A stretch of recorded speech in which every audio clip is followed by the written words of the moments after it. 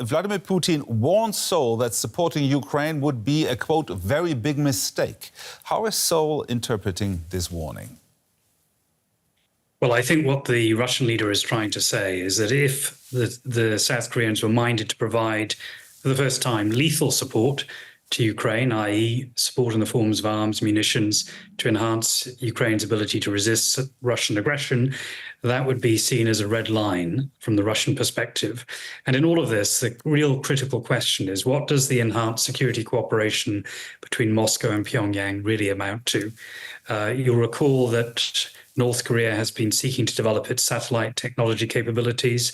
An abortive satellite launch just a few weeks ago.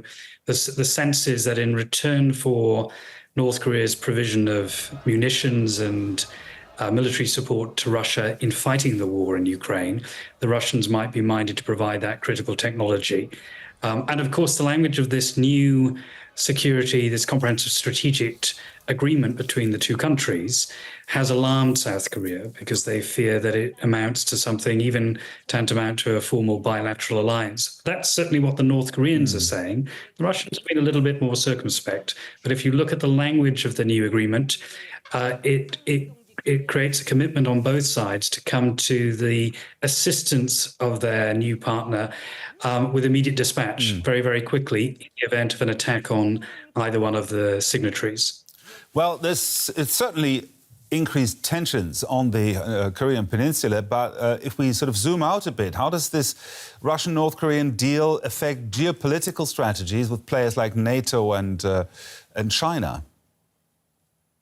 Well, I mean, I think from the point of view of the United States, of course, South Korea's most important ally, we've already seen efforts to bolster bilateral cooperation and now more recently trilateral cooperation between the US, Japan and South Korea, joint defense maneuvers, efforts to strengthen deterrence against the threat from North Korea. I think we're some way away from any suggestion that there would be active enhanced cooperation with NATO partners, although that's something that's been happening already, of course. Close coordination between South Korea and NATO. We've had, of course, visits by the South Korean president on the sidelines of the NATO summit. But then again, when it comes to the question of reducing tensions on the peninsula, China, of course, is a critical potential partner.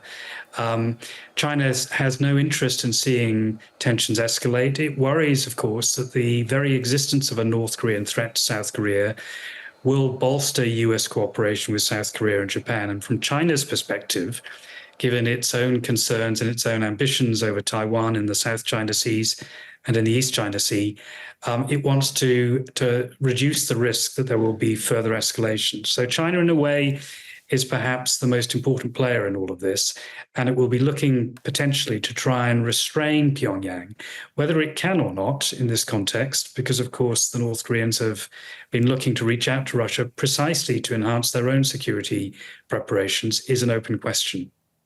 So do you get the feeling, it all sounds pretty serious, do you get the feeling that this partnership is destabilizing the whole Asia-Pacific? We're not there yet, but it certainly doesn't help in terms of ensuring that tensions are kept at a minimum. And of course, we've seen recently with North Korea developing, apparently reinforcing its own defensive facilities at the DMZ. We've seen North Korean troops cross briefly over into the DMZ, which of course has led to a pretty swift response from the South Koreans. That doesn't seem to be a deliberate provocation. It reflects this effort by the North Koreans to bolster their own security on the land border. There is always the risk that conflict might escalate through miscalculation and misperception, not just on land, but in the West Sea, the so-called northern limit line that marks the maritime boundary between the two Koreas. There has long been problems there in that area. And I think it's in light of these new agreements and the more bellicose language coming out of both Moscow and Pyongyang that Seoul and its allies are increasingly concerned.